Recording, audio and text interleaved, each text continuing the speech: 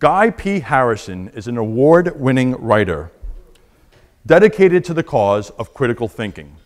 He's the author of 5 nonfiction books, including Race and Reality and 50 Popular Beliefs That People Think Are True. He also blogs regularly for Psychology Today and is a regular fixture on radio shows and podcasts. Guy's latest book, Think: Why You Should Question Everything, is a lively introduction to skepticism. This new book aims to embrace readers to the mystery and to the wonder of reality, and to teach them to become better skeptics. Guy lives right here in beautiful Southern California. He spends his time running, hiking, and roaming through great museums whenever possible. Please join me in welcoming Guy P. Harrison. All right. Well, thank you for coming. I am overjoyed to be here and to be a part of this program. My book, Think: Why You Should Question Everything, is designed, it's dedicated. The whole purpose of it is to reach people about the importance, the absolute necessity of being a good skeptic in order to make your way through life in a safer, more efficient manner so you can be more productive. And I care most of all about this mission when it comes to young people. That's the primary focus of what I do, because I believe strongly that the earlier you can reach someone with this message of positive skepticism, the importance of critical thinking, the sooner you do that in life, the better they are, the less mistakes they will make. They won't, I mean, it doesn't mean it'll be smooth sailing. Mistakes will be made. But your chances are so much better of making the right choices most of the time. And think how important that is for college students, high school students, young adults. So many things hit them every day, every day. Student loans, choice of a major, career choice, what kind of car to buy, what kind of friends to have. There's so many decisions.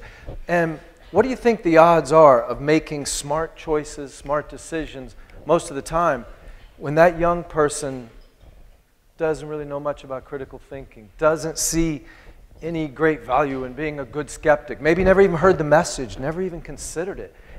Maybe they don't know anything about the many, many mysterious and quirky, unexpected ways that our brains, all of our brains, go about daily routine life. If you don't know these things, you've got one foot in fantasy land. You're set up for failure and mistake over and over and over. So as a writer, I've traveled extensively. I've been to 30 countries on 6 continents. I've talked to powerful people, powerless people, rich people, poor people, silly people, serious people, every kind of person you can imagine. And guess what I found at every strata of every society I went to? A consistent problem: weak skepticism. Weak skepticism is the great unrecognized crisis of our world.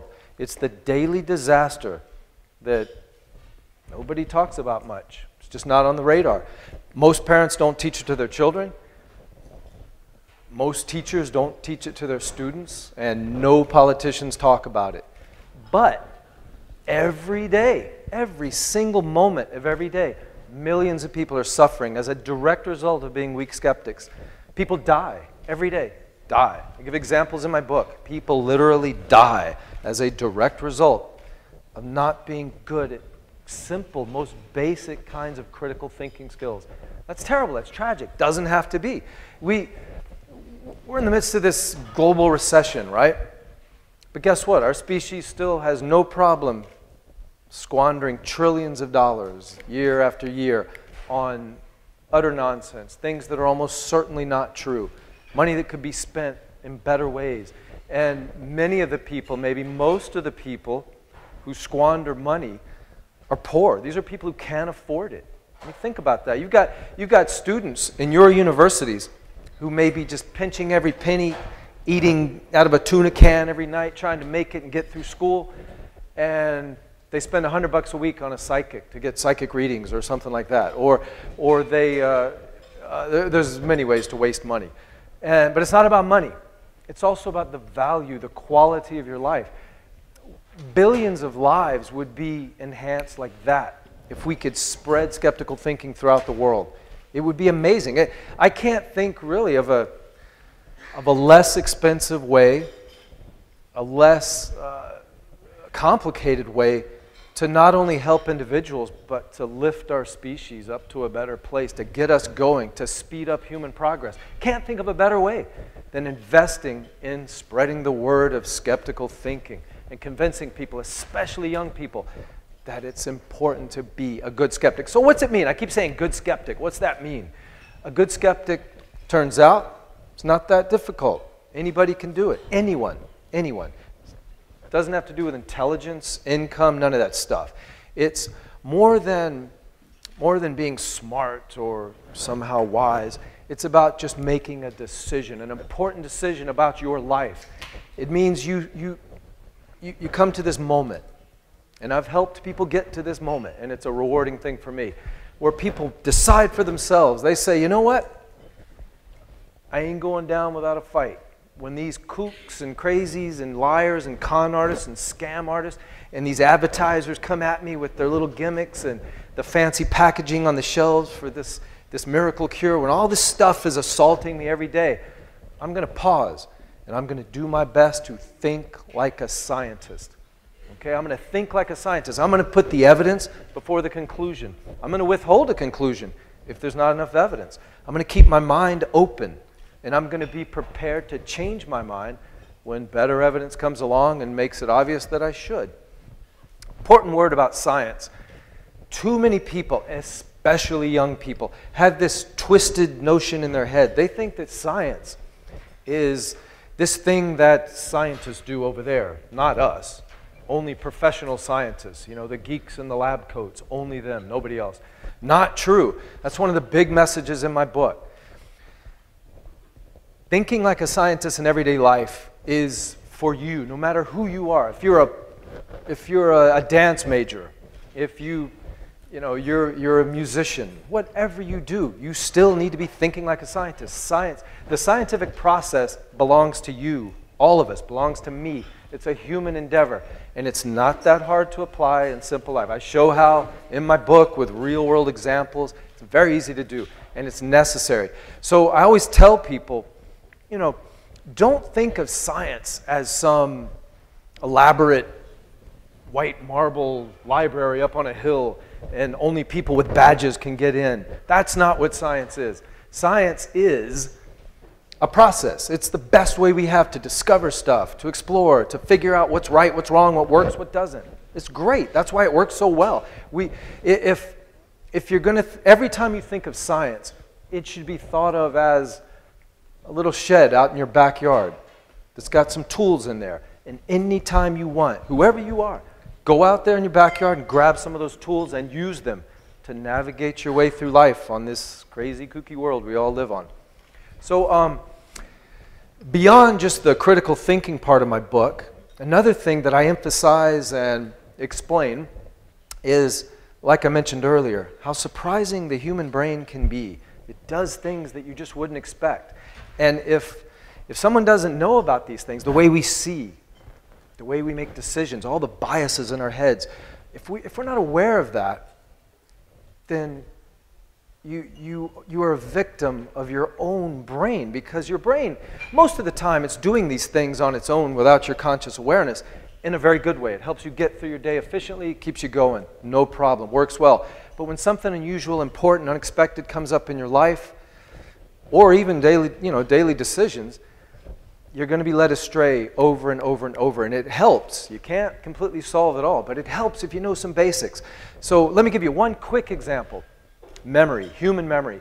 Studies have shown that most people think that human memory works sort of like a video camera. We have some sort of organic DVR system in our head that faithfully records all our experiences. And then when you want to remember something, you play it back like a DVD. You just play it and there it is. And if you can't remember it, well, that means the DVD must have got misplaced or broken in your head. That's how people really think about it. Absolutely not true. Not true. And it's very important people understand how memory really works, because then you know not to be too confident, not to place too much trust in your own memory about something if it's very important. If you see the murder when it happens, yeah, it was the guy in the red shirt. I remember it like it was yesterday. Oh, really? Do you? Are you sure? So here's how memory works real quick. It's constructive. Our brains put together information and tell a story. That's what's happening. Think of how an archaeologist does her work. She's out in the field. She sees an Acheulean hand axe here. She finds a fossilized femur bone here, a bit of charred wood over here, and maybe some animal bones here that have scratch marks on them. The archaeologist takes these artifacts, these bits of information, she connects them, and she creates a story about what happened there in the past.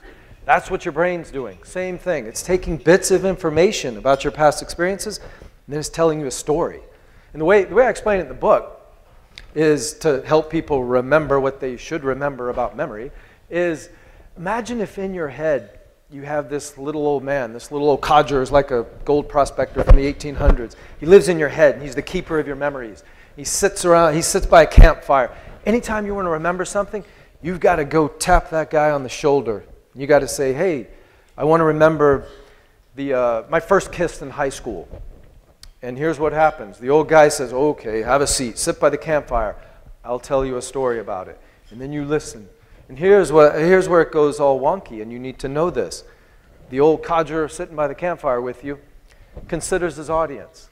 He says, okay, what does Guy need to know about his first kiss? What's most efficient? What's most useful to him right now? And that's the story he feeds me. He doesn't get a transcript and read, he doesn't get archival footage and play a video for me. No, he tells me a story based on some information. And here's where it gets really creepy and concerning is he often, of course, leaves stuff out, but he also adds stuff. He embellishes a lot. And he can even take something from maybe something that didn't even happen to you. You heard about it. It was a friend. Maybe it's a movie you saw, a scene from a movie. Your great kiss in high school. You embraced the woman or the man, whoever, and you were kissing, and it was so dramatic and wonderful. You felt the love in your arms, and you glanced over his shoulder and saw the orange sun melting into the Pacific Ocean. But no, that didn't happen. That was a scene from a movie you saw your senior year, and your actual first kiss was in 9th grade, and it was in the parking lot before class, and it was really awkward, and it was lame, but that's how memories are. And it's horrible when you think we rely so much on memories, including the legal system, when we should have no confidence or little confidence in human memory when it comes to things that are extremely important. Say a murder case, for example, or I suspect that I was abducted by aliens last night in my bed. I have this feeling, this memory. I know it happened. I really think it happened. I mean, this kind of stuff happens all the time. And when you don't know about the way the memory really works, you're a victim waiting to happen. And there's so many others. And in the book, I lay them out in really, really accessible, easy to read language that I hope will reach young people especially. That was always my focus of this book. So what I want to say to wrap this up is to say that I'm really happy to be a part of this program because the mission of the first year experience is the mission of my book. So it's very rewarding to be able to contribute, in some way to this effort because I think it's so important. It's so important to reach young people and get them thinking, especially in a time when there's so much focus on universities just only training young people for jobs and maybe not even going because they're so expensive. Never before have we needed critical thinking in young people like we do now. I mean, it's so important. And I love you people. I met so many of you last night, and I'm so impressed with you because you guys are in positions of influence. You are impacting the lives of young people every day you show up. You're teaching them. You're doing administrative duties. You're doing very important work. And I know many of you are promoting critical thinking, which makes me a fan of yours. So keep it up. But I just want to ask one thing of you. I'm glad that my book can hopefully help you do that job you're doing. But beyond me and beyond this one book, I want to ask you to please never, ever, not one single day that you go to work, don't underestimate the importance of what you do when you are promoting skeptical thinking, critical thinking to these young people. Because not only are you enhancing their lives and setting them up to lead safer lives, more productive lives, you're also literally making the world better by spreading this thing that we need so much, which is critical thinking. So please keep up the good work, and I am very, very happy to be able to contribute to your efforts in a small way. So thank you very much. Oh, Q&A? We'll do answers? Okay. Thank you, Guy. We have time for 2 questions, and you can talk to Guy during the book signing if you have additional questions. We have 2 roaming mics, so if you could just raise your hand, and Kimberly or Wade will bring you a mic. We got on the left side. Can't see up here. Yeah, it's hard to see. And if you could please stand.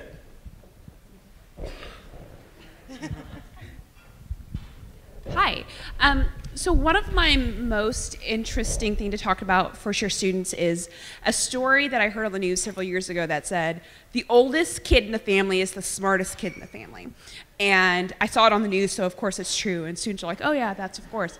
But what the news did is they talked about a study that, you know, by the time I'm sure it was on whatever news channel it was very watered down. But I believe what it was is that the first child got the most amount of attention, and that's why sometimes they're smarter, whatever smarter is.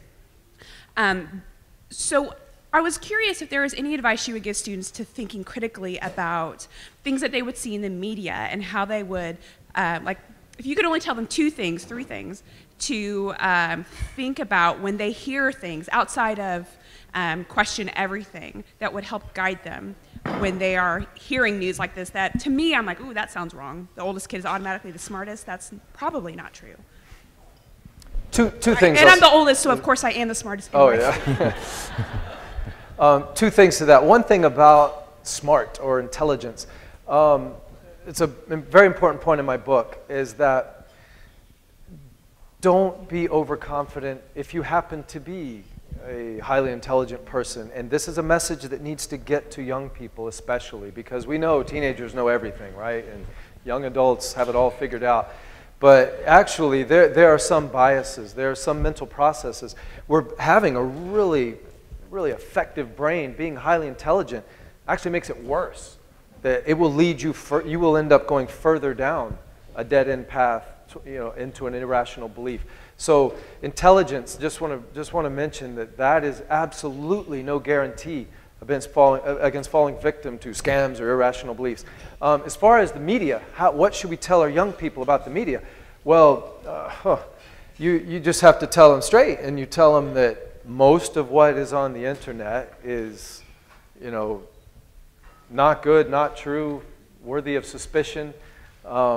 And the other half, I wouldn't trust either. I mean, you have to be very critical when you take in any of this information from any of the sources. Television, you just explain to, I tell them, look, just because a person may appear or actually be an authority figure, don't be biased to believe them. You have to still question, you have to still ask for the evidence. And if they're making a very big, important claim, you've got to make sure they've got the quantity and quality of evidence to balance that claim. And as long as you've got that equation in your mind, as long as you're thinking that way, it doesn't really matter where the information hits you from, if it's a stranger on the street, or it's a major news network, or it's a really fancy website. Once you become a good skeptic, it just becomes a habit. It doesn't matter who says it to you, the President of the United States or a homeless guy. If whatever they say to you, you're going to habitually say, okay, sounds interesting. Wow, maybe that's true. How do you know? Tell me. Share your background. Share your evidence with me. Yes, sir. First of all, sir, thank you very much for coming this evening. It's greatly appreciated. I have a quick comment. I'm going to get this book and start reading it pretty quickly because this is kind of how I was raised. I was born in '57, so maybe I'm a child of the '60s. I don't know. But you were raised to be a skeptic? No, I was raised to question everything. Oh, good. Yeah. And that's pretty cool from parents who were born in 1927. Wow. That raised me to question everything, but with respect. and not anger. And I try to follow that to this day. So I've been kind of living this, and I've questioned everything, and sometimes it drives people crazy, and then I have to back off. There are times when it's not good to question, but it's something that I live and breathe, and I think I'm a better person for it. My parents never told me their political affiliations until I was 12 or 13 years old, because they did not want to influence how I was going to develop in that way. Wow. Fortunately, we both were in the same path, but, you know, never mind about that. And I just have a quick question. Were you on the Diane Rehm show recently? No. Well, would you like to be? Sure. Okay. Sorry, but I heard a similar discussion in her show driving to work one morning a few months ago, and Oh, sorry, wait a minute. What's the name? Diane Rehm. That's the name of the show? That's her. Yes, it's a nationally syndicated show from W. What's the name of the show? Do you know? Diane Rehm show. Oh no, no. Okay. Oh, okay. I do so many of those. I lose track. Yeah, I don't think so. Okay, no. well, thank you anyway. So. Yeah. Solved my curiosity. Yeah. Right? Really important. Can I make one just please. final point? I mean, that's great comments. Thank you, sir. One final point, and I'm out of here. Another big message in this book is that skepticism, the brand of skepticism that I'm promoting, is positive, open-minded, and optimistic. It's about making the world better. It's about helping individuals. And it's the sort of skepticism that is designed to get you past lies and mistakes as efficiently as you can. Because a lot of times skepticism and skeptics get this bad rap for being negative people who are, you know, poo-pooing the party and making everybody, you know, bummed out. They're raining on the parade, so to speak. And that's absolutely not true. Being a skeptic is positive. So thank you very much. All right, man. Great job.